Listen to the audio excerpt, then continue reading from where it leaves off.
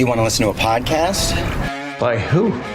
Georgia GOP Congressman Doug Collins. How is it? The greatest thing I have ever heard in my whole life. I could not believe my ears. In this house, wherever the rules are disregarded, chaos and mob rule.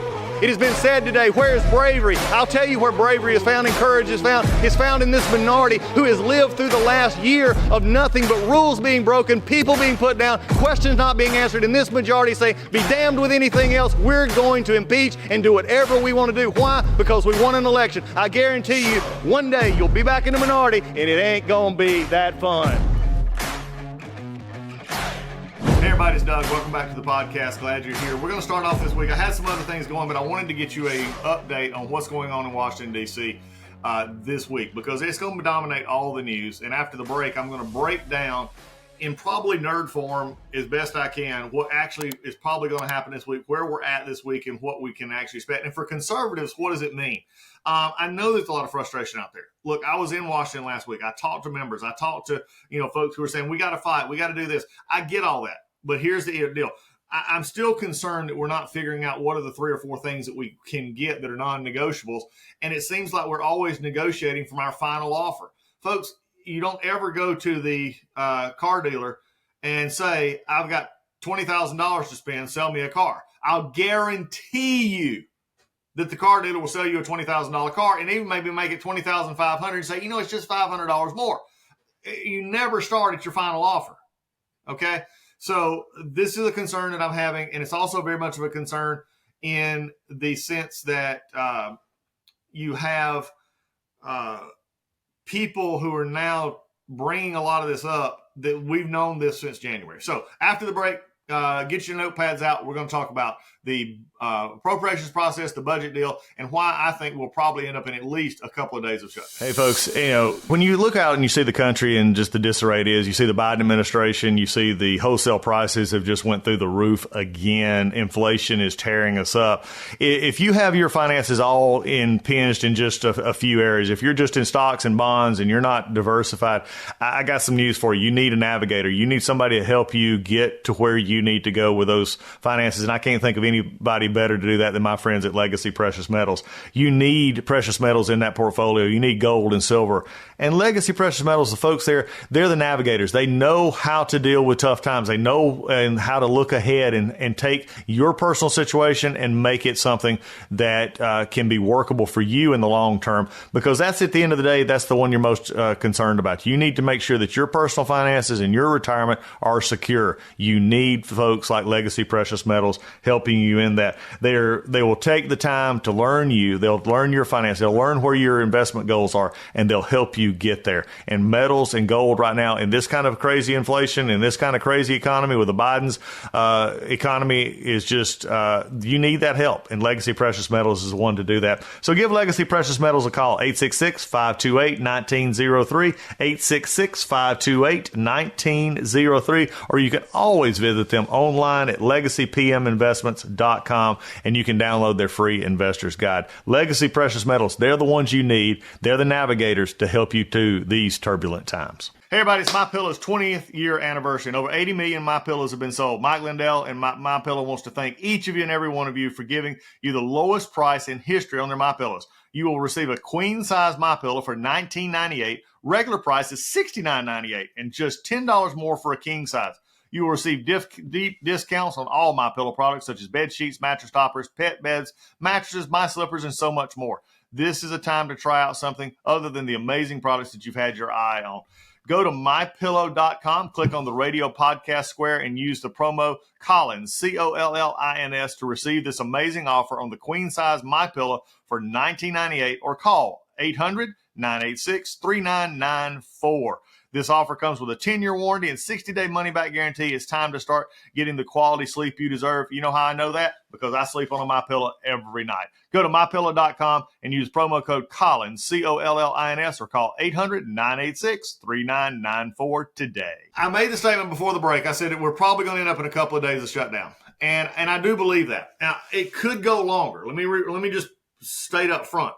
I do believe that this could be a longer play shutdown. And that meaning anywhere from a week to 2 weeks, probably not more than 2, but at least into that realm.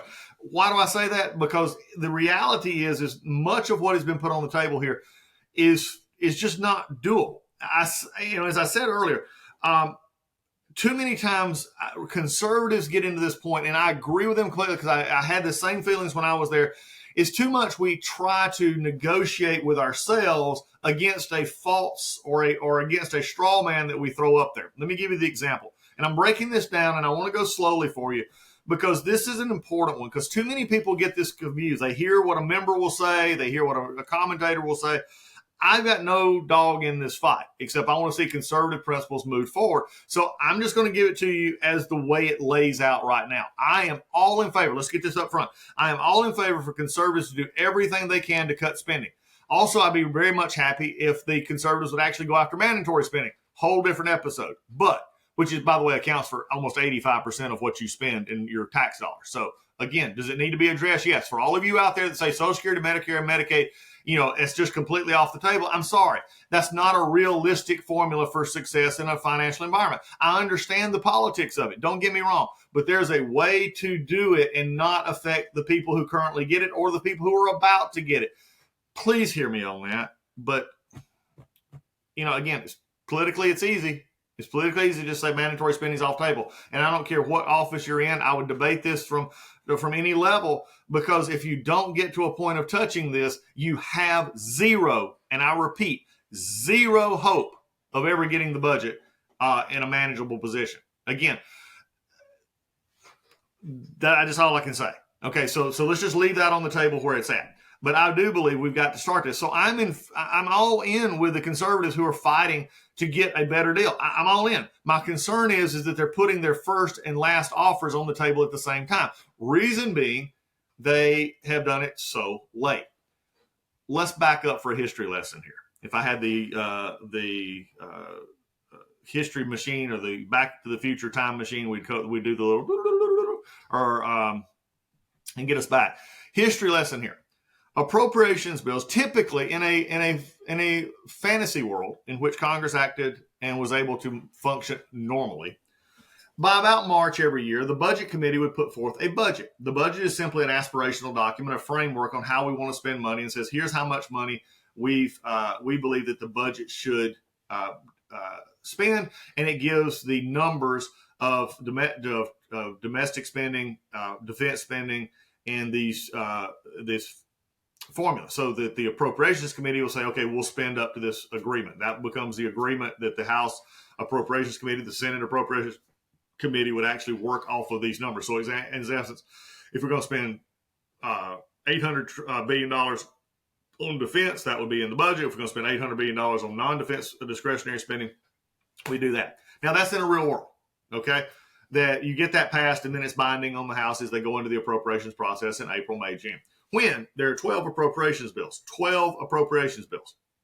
Each of these bills should be passed individually, and really, realistically, if the minority does not want to join in, which historically was never not the case, the minority would always join in because there was always, a negotiated discussion there, not always in the best interest of long-term debt and deficit. I'll freely admit that, but there was always a lot of times you would have a bipartisan votes in the House. That no longer occurs. And so you don't have the individual up and down votes because you have a lot of amendments, you have policy in which the appropriations process has been taken over. And I would, from a Republican perspective, say that a lot of this has to do with Democratic bureaucracy that has added bureaucratic policies to things such as the defense approach, where they're actually allowing abortion surgeries to have time off and pay for travel to go and obtain an abortion, which is in direct conflict to the position that they should not be doing that nobody's really denied that at this point, except the Defense Department is doing it. That's thus the Tuberville holes that you see in the Senate. But we've now started adding a lot of policy, how you will spend money. And it's been there forever, but it's gotten more partisan as we've gone forward. Thus, you not only have the problem of not being able to get a minority party support, in this case, the Democrats, on board with some of the spending bills, you're actually then also hardening your infighting between Republicans on those who will accept certain policies and those who won't accept certain policies. Ukraine. being an example. I'll just throw these out there. So I'm laying this out here for, but this should have started back in April and May. This is where I do have a little bit of a problem. Then I granted debt ceiling was on the table back then, and we all know what happened there. Yes, it was a deal, but as far as a long-term deal, it probably wasn't anywhere close to what we would like to see for the debt ceiling.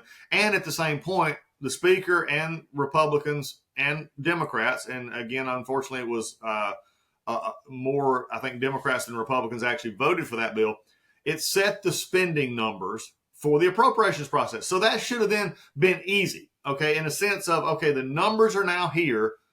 We're going to spend to this level. Appropriations Committee then goes out. Well, about a week or two after that in June, conservatives, and there's only a 4-vote majority in the House, said this is not enough. We want to cut the number even further. So Kevin McCarthy went back on his deal that he had made with the White House and with the Senate to get the debt ceiling bill passed, and said we were going to mark up appropriations bills. Marks up means pass them, amend them, and then pass them to the floor out of committee. We're going to do it at a lower level than what we just said. Okay, fine. It breaks a promise that was said, and I agree that there was a lot that more Democrats voted for it than Republicans, but at the end of the day, it was the deal on the table. That plays into account why we're in a situation now where Republicans narrowly control the House, Senate is narrowly controlled by the Democrats, and the White House, of course, is Democrat. That already set up a problem. But yet then Republicans, and you've heard me say this many, many times on this podcast, Republicans cannot blame the Democrats for not passing appropriations bills. Okay, even if Democrats liked it and they didn't want to vote for it, it's still, there's 218 plus votes, which is all it takes in the House to pass something that Republicans have, and they're responsible for passing their bills. If you remember through June and July, nothing really got passed. In fact, at the end of July, they had passed MILCON, military construction and VA. They passed that bill, did not transmit it to the Senate, but then they had to pull the agricultural approach bill, because they couldn't get the votes. This is Republicans couldn't get the votes. So went through all of August, we come back, and now we're in these 3 weeks here in September. The question I have is, this has been known since January. This is a time frame, and I'm laying this time frame out for you. This is a time frame that has been known since January, and the speaker vote and everything else. And there's many people now thinking that this is something that was laid, the trap, so to speak, so that Speaker McCarthy would have to deal with this in September, and it would lead to him being gotten rid of. Now, I may deal with that a little bit more in another podcast. The odds of him actually being voted out are real, but may not be as much as you think, because there's actually a motion to table. There's some other things there that could go on. Anyway, we'll just leave that on the side for now. Right now, we're 5 days away from having a shutdown, and here's where we are. Last week, Republicans over the past week and a half have took down 3 rules. Rules are the process for bringing it to the floor and determining how debate will happen. And Republicans, normally you never see a rule lost by the majority. You always vote for the rule. You may vote against the bill, but you'll vote for the rule. Now, there's been some discussion about that in the last few years. Is that, if you voted for the rule, did you really just vote for the bill knowing it was going to pass because you didn't have enough votes to stop it? So the real place to stop it is at the rules. Again, sort of a circular argument, a true argument, but here's where we are. They took down the rules, couldn't pass DOD approach. That's the Defense Department Appropriations.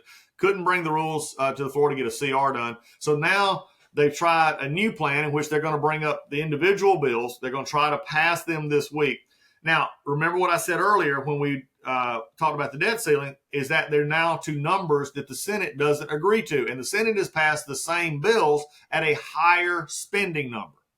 Also, the Senate is very much prepared to pass Ukrainian aid and disaster relief in a CR.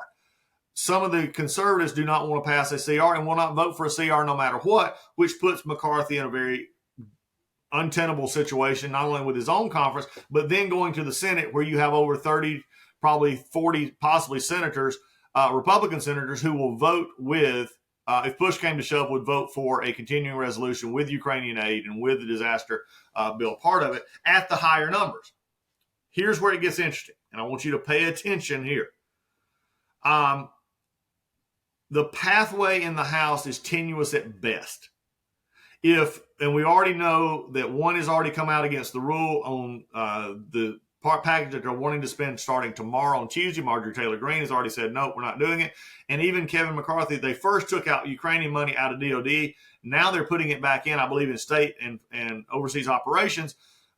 Again, here's the part. Chip Lake's often talked about this. We talked about this on Friday's podcast, Friday's Finest, is that sometimes if you give up something to gain, say, 3 votes, did you then lose 6 votes in return for those 3? This is where Kevin's at right now. So I want you to put your mind. You can be mad at Kevin McCarthy all you want. You can be mad at all of them all you want. Some of it's fair criticism. Some of it's not fair criticism. But here's the deal.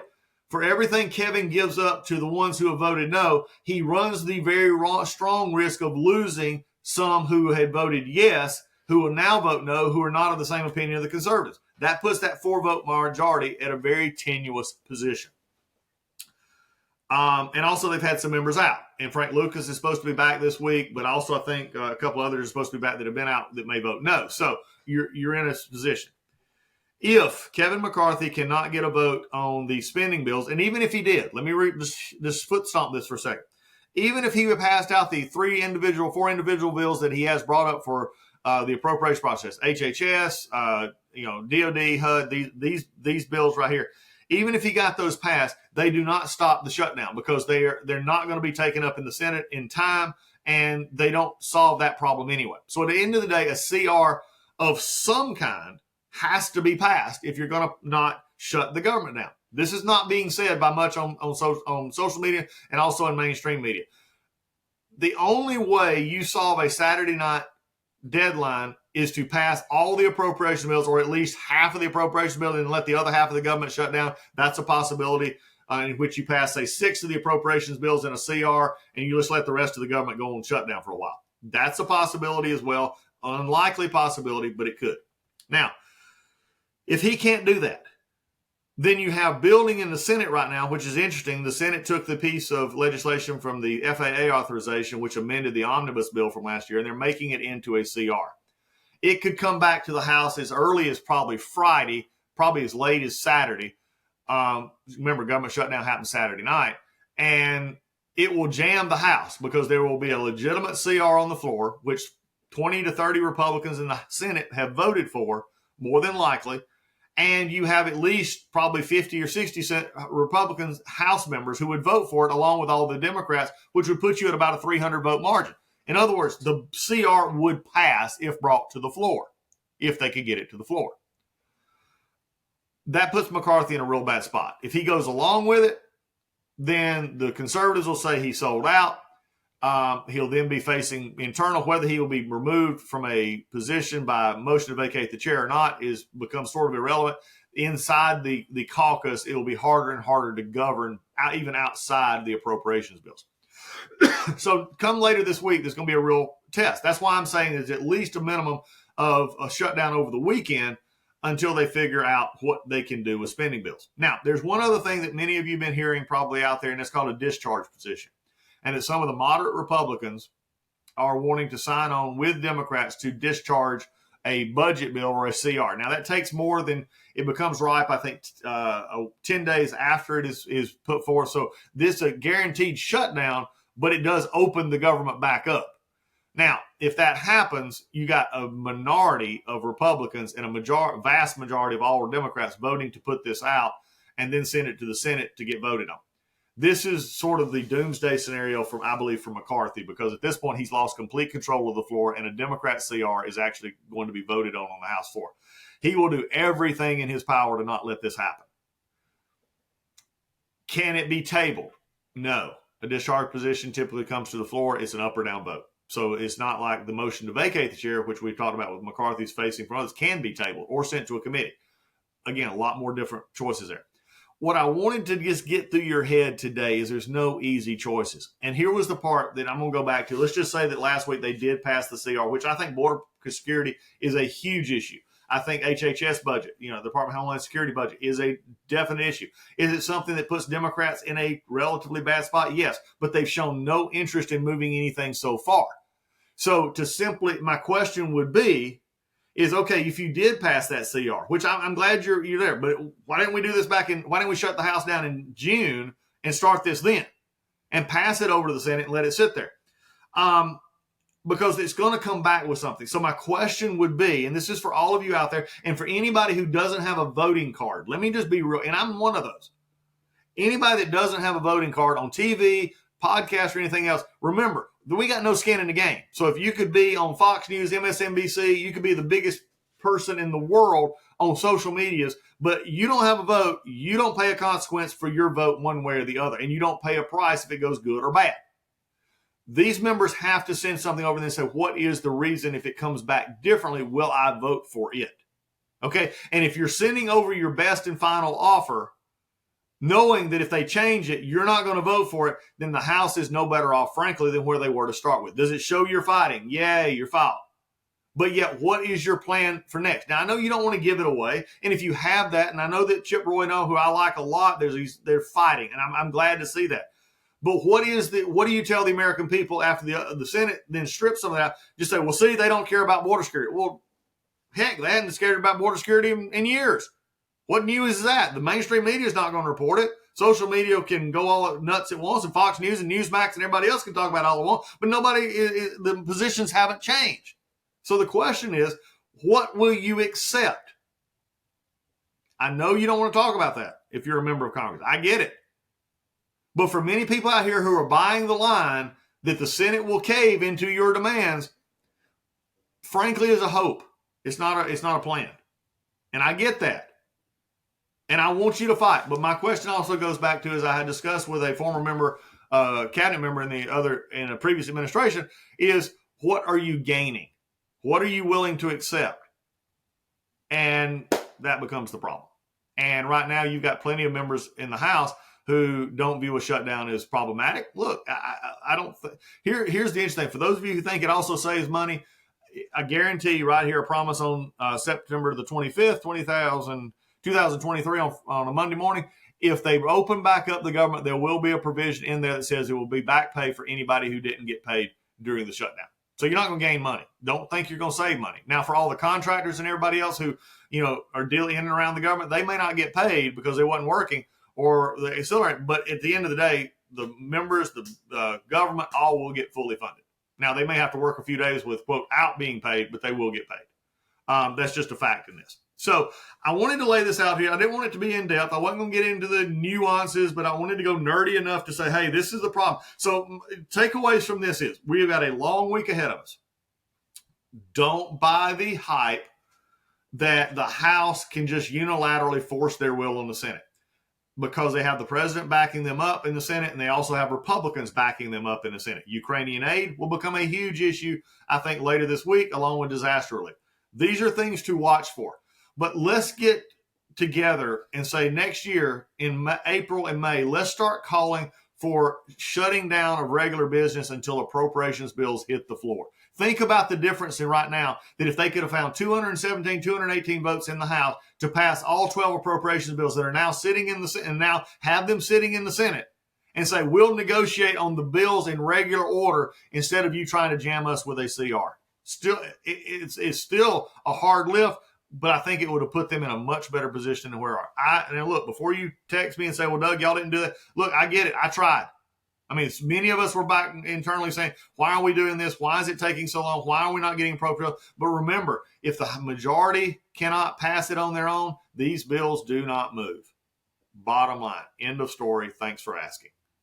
So Republicans, you can't blame the Democrats on this. Now you can blame the Democrats in the Senate, but remember, you got Senate Republicans that are going to vote with the Democrats on these bills. Fact of life. So that's your update this week. We're going to have some more. We'll break in. We may, if we need to, have some more about this. But if you need me, go to DougCollinsPodcast.com. Hit on the email button. Please send me your thoughts, quotes. I've been getting a lot of comments from you. Many of you asking about my future political plans. I'll just say is, hey, let's keep here on the podcast. We'll get to those eventually down the line if those come. Also, I just want to thank the great folks up in North Carolina, the Faith and Freedom Summit up in Marion. Had a great time up there on Saturday. Got to be with Judge Janine and so many of the great folks up there. It was just a great time to be up there speaking. Thanks for the invite. Glad to be a part of it. So this week, just keep your eyes open. Make sure you know what's happening, and then we will see how this turns out. For next time, this is Doug. We'll see you next.